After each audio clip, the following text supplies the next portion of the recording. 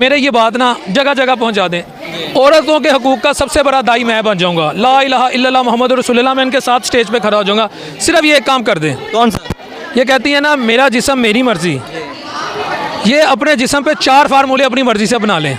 एक, अपनी बढ़ती उम्र को रोक लें, मैं इनका मुरीद बन जाऊंगा। दूसरा, अपने जिस्म पे आने वाली बीमारियों को रोक लें, मैं इनका मुरीद बन जाऊंगा।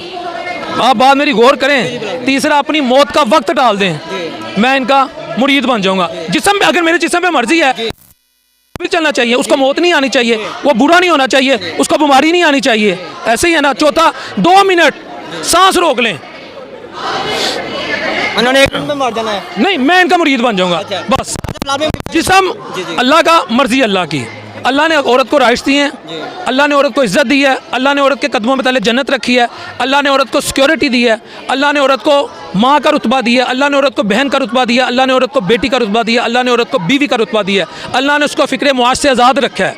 अल्लाह ने उसको कहा है कि वो गुजरे तो तुम आंखें नीची कर लो, ठीक है ना। अल्लाह ने उसको कहा है कि उसके कदमों तले जन्नत है। लेकिन ये वो तबका है जिसके पास स्वाए वेस्टर्नाइजेशन के या मगरब के एजेंडे के कुछ नहीं है।